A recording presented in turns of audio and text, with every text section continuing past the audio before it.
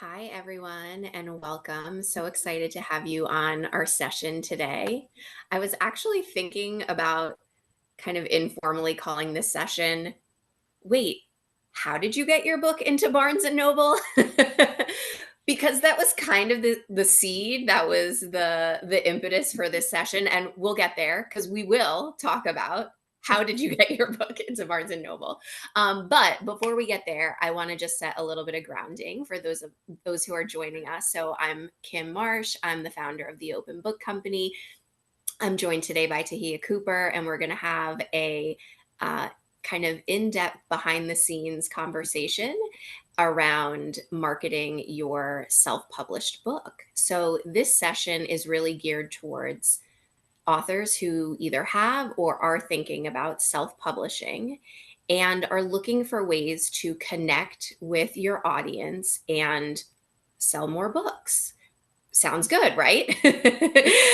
So there are so many ways that you can market and promote your book, and not all of those ways and all of those tactics are the right approach for everyone. So tonight, I wanted to shed a spotlight on some of the lesser talked about tactics. And the cherry on top is that these tricks and tips that we're going to talk about tonight are really accessible for those of us who kind of shirk at the word marketing, or like a little bit like, ooh, promotion. I get the ick, right? So I'm often asked, as a writing and book coach and someone who helps authors to either traditionally publish or self publish, some version of the question, what's the way that I can promote my book without actually promoting my book? And we're going to talk about some of those ways today, and some of the approaches that might feel a little bit more organic to some of us. We're gonna pop off social media a little, and we're gonna actually talk to some folks. And so that's what we're gonna get into tonight. So I'm really happy to be joined today by one of my clients, Tahia Cooper. I'm going to do a quick intro just for some background, and then we will jump right into our conversation. So, Tahia Cooper is an award winning author and a dedicated school counselor with over a decade of experience in education. Tahia is super passionate about fostering communities where kindness, safety, and hard work thrive, and is committed to nurturing young minds both inside and outside of the classroom. And a lot of that, her passion and her purpose, has manifested in her writing. So, her debut children's book, Kindness Week, has garnered national acclaim. It secured 3 prestigious awards. And her second book, following that up, The Sunshine Rock, a story about empathy, received accolades, including a notable Kirkus Review. Tahia's impactful storytelling has earned her recognition as a featured author in esteemed publications and media outlets. She's been featured in Kid Leo magazine, on her local ABC Action News channel, and many other places. And we'll share Tahia's info and how you can follow her and check her out and find more about these books. But a couple things I want to note, aside from these awesome accolades that I just shared, is that Tahia is a self-published author. Both of these books were self-published, and she's currently working on a couple of forthcoming books. Now, some of you may be thinking, okay, those look like children's books, and I'm not a children's book author. Well, guess what? The tactics we're going to talk about tonight are applicable to you as an author, no matter what genre or what avenue you are going down in terms of your publication. So don't be dismayed. Yes, we're going to address some of these things from the lens of the audience that Tahia was looking at, but these tactics are going to apply to you no matter your genre. So I've been talking a lot and kind of just like building you up and like bringing you on. So Love Tahia, it. I just want to give you a chance I to say love hi. it. I'm so I love happy to it. have you here. Yes, Thank I'm so you. happy to be here. Thank you for having me as your guest author tonight to kind of debunk some of those myths that people have about, getting into Barnes and Nobles and other stores. Awesome. I'm really glad you're here. So Thank you for having this conversation with me. Now, I do have to be really honest before I jump into my first question. And just for context, y'all, this is going to be just like a Q&A informal convo that we're going to have. I have, a couple notes and things that I might want to touch on, but we're just going to get into it. But I do have to be really honest that this conversation is a little bit selfish for me because I am actually going to be self-publishing an essay collection in a Like, couple of months. And Tia, I have just been so impressed watching you and your visibility and all of, every time I turn around, it's like this award, this news channel, this store event, this, that. And I'm thinking, do y'all know she's a self-published author? And everyone's out here saying, as a self-published author, you can't do X, Y, or Z. And she's okay. doing it. Let's get into the secret sauce, right? So it's a little bit selfish for me because I'm like, I need this info, I but love I'm it. like, I know if I need this info, other people need this info too. So thank you for your generosity in Of sharing course. your lessons learned. So I Yeah. actually want to start there from the Okay. lessons learned piece because um, we talked about that there are a lot of myths. You mentioned Mhm. there's a lot of myths out there and things people either assume they have to do or that aren't available to them as self-published authors. So talk to me, like, let's go back in time a little bit. Talk Yeah. to me about how you first started thinking about marketing your books. Yeah. So when I first started, I like reached out to like some publishing companies. And then I kind of diving in and they're like, you need to pay this big lump sum and we'll handle everything for you. And I'm like, okay, but what's the return? What happens in the back end? I'm paying you this. What happens back for me? Um, and some of them were most likely scams. After realizing and doing some digging that I wasn't going to get anything out of it, they were going to take my money and post me on their page that wasn't really nationally known. And that was that. They would move on and say, unfortunately, your book just didn't do well. It would have been Mm, that nice little blanket statement. mm, And then I started diving into like companies that would kind of like Amazon, like KDB, but they were book sites where you would upload and they would ship your book out and stuff like that. Um, they were taking lots of money as well too. So it was kind of me sitting down, making a chart literally of what are the things, pros and cons of each of these places, and what's going to benefit me and my book and not change the message. That was one thing. I didn't mm. want my message to be changed. And some of these places were they wanted to. They wanted your manuscript and they wanted to change some of the things, and it just wasn't for me. Um, and then kind of stepping back and like, okay, this is not working. I'm not finding what I need. Was getting upset. I was like, this is holding me up. I can't publish my book. I don't know what to do. And then I was like, stop, breathe. You don't actually need these things because you can actually do what they're going to say. So like the one contract was like, we'll help you get into bookstores. Okay, I'm going to help myself get into bookstores. We're Mm. going to post you on social media. I can post myself on social media. So it was that change of language for myself of saying, I can do these things and I don't have to go out and pay someone to do it. And it's going to be trial and error because I'm doing it myself. And, it's going to be bumpy at first. And I told myself that it's going to be okay.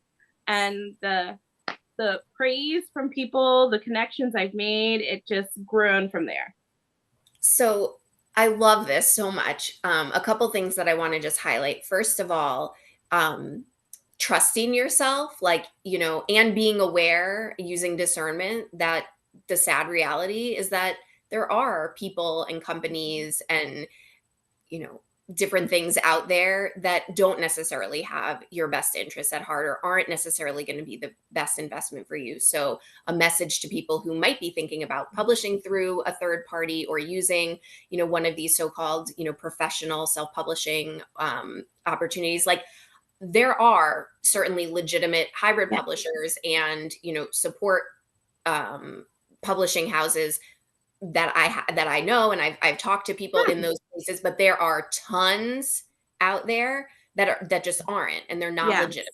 I learned you should never be paying money up front just to hand over your manuscript to be read and to do Mm, with that.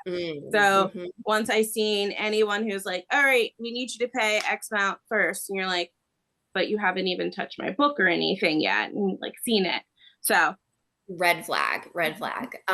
So if that's one thing I want to call out was sort of your discernment and trusting yourself and saying like, okay, let me put this lens on of like being cautious here. And the other thing I love, which I just want to bottle up and take for myself and give to everyone else, is that you were just like, wait a second, I can do this. yeah, And you don't know how, and you've never done it before, and it's going to be trial and error. But wait a second, I can do this. And that mentality, and we'll get into it momentarily, mhm, is kind of what served your path of really like taking yeah, all of these opportunities and seeking them out. So I love this. So let's get into that because there yeah, are a lot of things that folks can do to promote their self-published books. We're going to share some of those as a resource after the session. But one of the biggest misconceptions that I've seen yeah, is that people think they need to rely on social media. You mentioned that briefly. You know, yes, social can be a tool, one path, one avenue, but people feeling like they really heavily need to rely on social media or this, um, intangible platform that we're all always talking about, right? Like build your platform, build your author platform, build your yeah, platform. Either that or they have to do things like what you mentioned around like paid PR, or even after they do self-publish, like hiring a PR agency. yeah, And I want to be clear. I want to be clear. Um, my own personal opinions about social media aside, when it comes to book promotion, like yeah, these are viable and valuable tactics. There are legitimate book PR agencies out definitely. there, and some people find them very worthwhile and they will do work for you. Social media is a great place to promote and talk about things. You've leveraged it in a lot of different ways, right? So these channels are not, they don't have a big red X over them, but we don't want to emphasize or overemphasize that these are the only options for Yeah. folks as self-published Yeah. authors. And I think with So, social media is you have to have that audience. So if you don't have an organic audience yet and you're building it, then you do mhm. other things until you can build that organic audience up. I love that. It goes hand in hand. A lot of people think I need the platform, I need the audience before I can do X. But what you're saying is like by doing these other things, that actually will in Yeah. turn build the audience. So it's serving that purpose instead of waiting around for you. I love that. Um, and really the key here is like it's vital that you choose a promotion strategy that works for you and that feels aligned. It's something that you can get excited about. So I know that there are two ways that you have promoted your books that I want to talk about tonight, Yeah. gaining lots of traction, lots of visibility. We've alluded to one of them already. So the first I want to talk about is probably in this category of like community connection. Mhm. I would say let's talk about the Barnes and Noble thing. Let's talk about it, right? Yeah. So I want to start there. Let's face it, being in brick and mortar bookstores is Yeah. a dream for a lot of authors. It's And so amazing. for those of us who are self-publishing, we think that's a ship that's sailed that we have to give up on. And you've kind of turned that on its head a little bit. So can you talk Yeah. about how you went about landing some of these awesome opportunities? Yeah. So speaking on just Barnes and Nobles in general, that came actually from trying out. They had an author panel. And you know what? I said, I'm going to join this author panel with all these other authors. I don't know what's going to happen.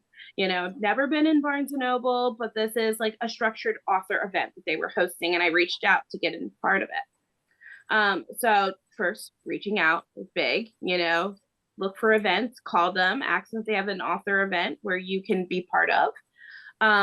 And that's first. Once they see you at an event, they see how you do. They see the traction of people coming to you. They see the sales at the end. Then they will want you in their stores. So based on that author panel event I had, I got an email. Hey, we'd love for you to do a solo event. You did such a great job at our author panel. And I was like, what? Me? This is awesome. So from there, I hosted my solo event, which I kind of called like a summer bash party. I gave it like a spin on a traditional like book signing event. It was like, hey, come, highlights the summer, come hang out with me. Um, and it was really fun. So kind of putting a twist onto my own element. And then Mhm. from there, I've gotten messages from other Barnes and Nobles all along the East Coast saying, "Hey, we heard about your summer bash." So they actually used the title of my event, and we love to have you at our Barnes and Nobles. So it's really that connection, that follow up, how you interact with people. That goes hand in hand. How you make people feel and how they see their customers feeling. They'll want you in their stores. Um, and then from there, they can decide to keep you on their shelves and keep you there and keep it Yeah. rolling, keep you in rotation. Congratulations. And um, if you're sitting there like at home and watching this and thinking, she makes it sound so easy.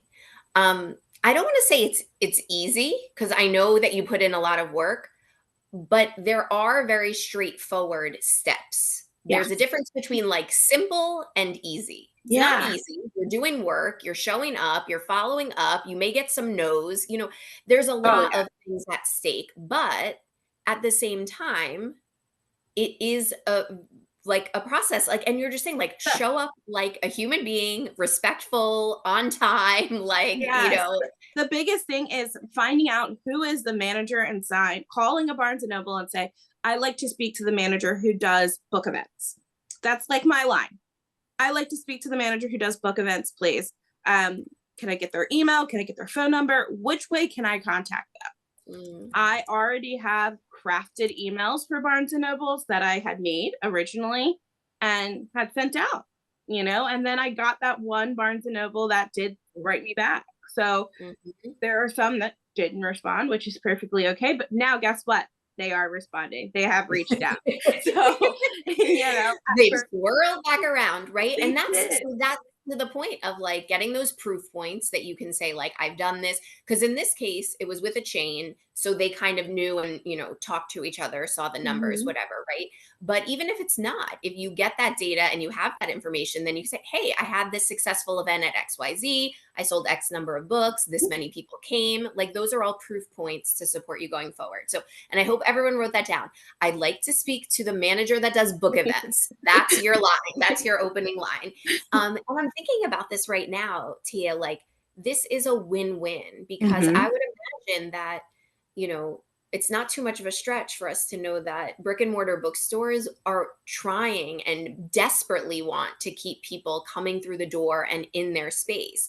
So if you can provide a value add of like, hey, I'm going to provide this value, I'm going to do this, and it's going to bring more people in and more dollars in. It's a win-win for both of you, right? Yeah. So kind of positioning it and thinking about it in that way, particularly for those of us that may feel a little bit uncomfortable putting ourselves out there, or feeling like, oh, this is self-promotion. What if they say no? They say no, you move on to the next one. And also just know that you're presenting them with an opportunity too. It might not be the right time or the right, store in that particular moment, but it is an opportunity for them. So I love that. So you mentioned, that was for Barnes and Noble specifically, but to be clear, something we both want to emphasize Yeah. is that this community connection, this relationship building that you Yeah. can do with people to promote your books isn't just about bookstores. Oh, no. Um, it can be, you've sold your books at library events, you've done, various local events, you've gone to conferences. So tell us more about some of those other things and how you went about finding the right places. Yeah. First off, I can't stress this enough. It's about your local community first and connections. Mhm. Um, when starting out, at first I had like this big mind. Oh, I want to be everywhere. I want to be here. I want to be there. But honestly, starting local was probably game changer for me. So Mm. the reason why is because I started out local and then that started a buzz. And then those people would talk and share with their other co-organizations. Like, for example, my library, I was like one of their key authors. Well, then that library spoke to this other library, and then that library contacted me for an event. And then I've been at local bookstores and schools, and then it just shares the information. People are just talking. I did a literacy night at a high school and they shared their information with another school. They're like, who was your speaker? You know, it is all word of mouth. And I can't stress, like, you think you want to go out far, start with your home base. Look at Mm, what stores can I get into, what community events can I go to. So if your book is dealing with, maybe you're talking about diabetes, well, what organization in your community talks and deals with diabetes? Maybe your book is against helping women with domestic violence. Go find your local domestic violence organization. Find those organizations that are going to back you up and put your book in the face mm. in the community, and you never know who's watching. That's what I always say. You never know who's at an event. You never know who gets an email blast. You never know who's on their social media and sees you on their Mm. page, just from a picture and a blurb that you attended. It goes so long. I had did a Girl Scout event, and then all of these Girl Scouts now want me to come to their troop so their girls can get their Med and Author badge. You know, it was just one event that just spread out. It's pretty cool when you can just, you know, start really small and then just keep branching out. Um, I love this. Okay, I'm taking like so many notes I can't even keep up. I want to pull out a few things that you just shared. So one is about like the knowing your audience piece and finding them where they are, right? Because you shared all these examples of like going into schools and having these events with, you know, where young people are, because that's your, you know, that's your bread and butter. Like that's what you're, you know, that's what you want to reach. That's your audience. But then you gave us some other examples. It's like it's you don't have to just think of it in that way for children's books. Like yeah. think about your topic, think about your genre, think about where people are doing book clubs. Like, yeah. And even just writing. I went to a high school event where I spoke. That's not my audience, but I spoke to future writers, future generation, you know, inspiring them at an event. You know, it can go so far. Don't put yourself in this box where you just have to stay in this lane. Well, I what love went that. over here and did this? What would happen? You know, what door would that open? Um, Right. And what's the worst that can happen? I love that you said that, because I was thinking about how you were sharing, because you have with your book so many, you know, interesting activities and merch and, you know, all like these just great like giveaways and other yeah, additional like supplemental resources and things like that for teachers and for families. And, you know, maybe someone who's like, I wrote a novel or this is my memoir. They might not have, you know, a pin or a coloring page or whatever. But what you just shared is another asset and another spin on an event that someone could do, which is like, yes, you can talk about the book or the topic of the book, but you can also find an opportunity to talk about your journey to becoming an author, your journey to writing a book. And that opens up a whole other oh, yeah. potential audience. Your audience in that case is like aspiring writers, aspiring Yeah. authors, other authors. And again, that's just broadening your audience and getting your book and your name and your approach into more people's, you know, perspective. So I love this. Okay. So I mentioned we were going to cover two of your successful Yeah. tactics. So we talked about the kind of the community connection and that relationship building, which I absolutely love. Um, and meeting your audience where they are. The Yeah. second one that I want to talk about, and we'll wrap up with this one, is around media. So this Mm. also is about some Yeah. relationship building in some way too. Can you talk about, because I shared in your intro, and there are Yes. many that I didn't even mention, Oh. how have you landed these media opportunities? How have you leveraged media with your Well, visibility? so I'll start. The first media that I had was I was on Channel 6 Action News. And just watching the news, I saw that they did short clips on kindness and interviewing people who dealt with kindness. And I said, well, my book's about kindness. You know, let me reach out, send an email, express who I am and how I would love to be part of their featured on their kindness segment. And, you know, they wrote right back. They're like, hey, we'd love to have you. Are you available this day? And I was like, wow. You know, I was really surprised that I got an email back. I just, you know, did it just to see. Um, Mhm. and it was worth it. I've been in many news outlets and newspapers, and the first one they reached out to me because they seen me at a children's event.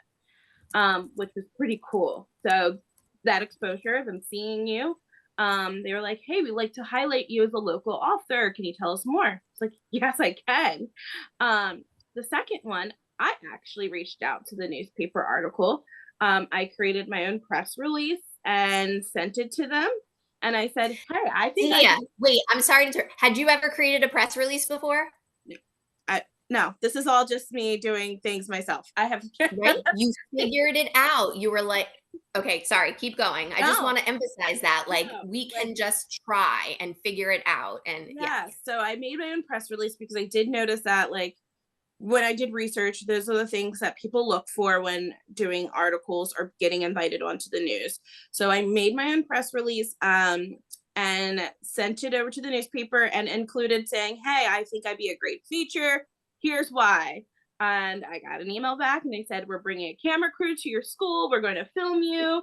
Then we're going to interview you after, we're going to do different segments, take videos and pictures. And I was amazed. I did not expect a whole crew of lights and camera people, and that was just for me sending a little press release over to the newspaper saying, hey, this is me.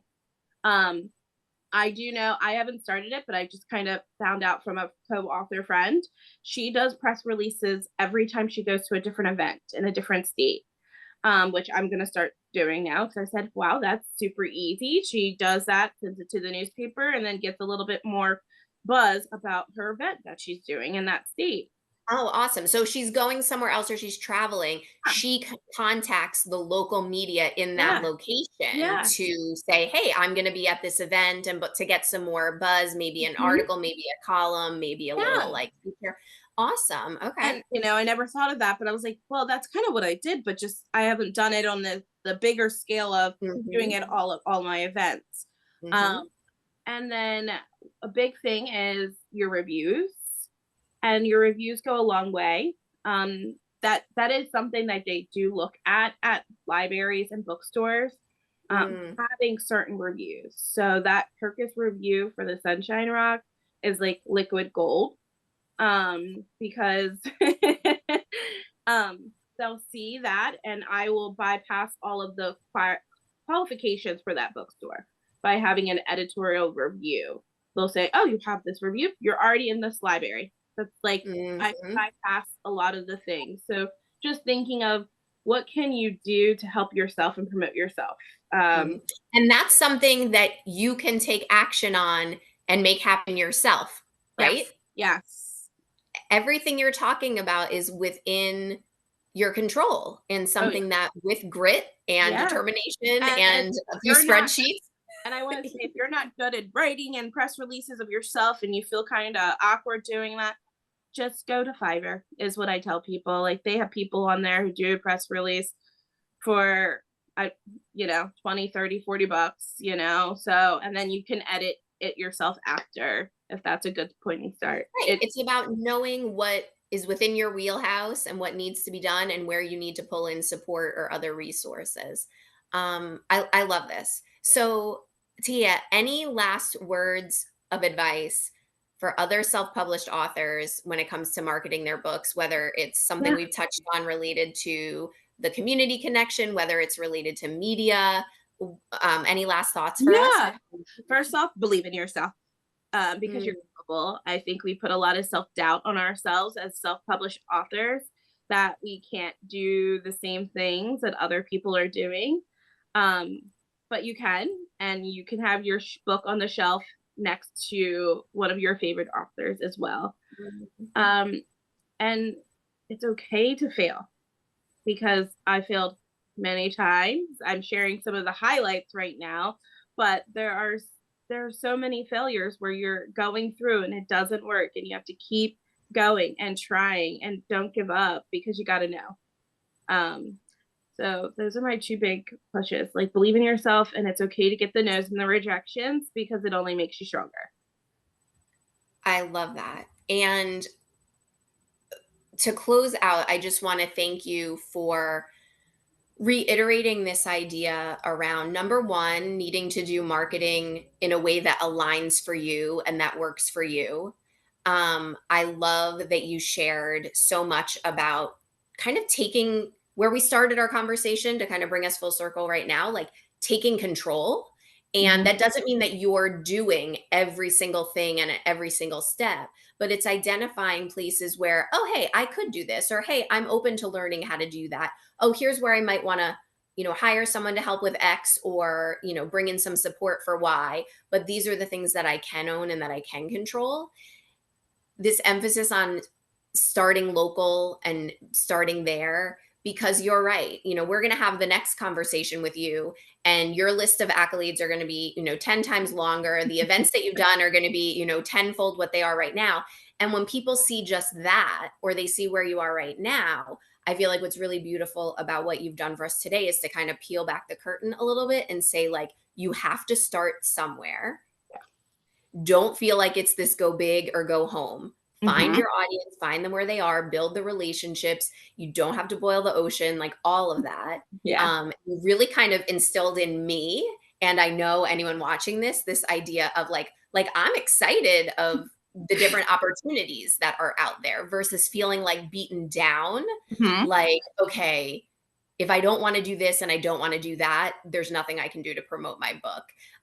So it's kind of this sense of like excitement and possibility that you're leaving us with. And like, as you said, just try and see what happens. Yeah. I love it. I love it. Um, Tia, thank you so much. Like last reminder for everyone, if you haven't already, go check out the Sunshine Rock and Kindness Week. These have been on my kiddos' shelf for a while now, and so make sure you get them for the young people and the any age people Yeah. in your life that could benefit from learning about empathy and kindness. And be on the lookout, because Tahia has a couple more books coming out. So we Yeah. got to keep cheering her on and supporting her as she continues this skyrocketing marketing and promotion of these amazing books. So thank you for being here tonight. And thank you for all of you for watching us. We'll see you really soon. Bye.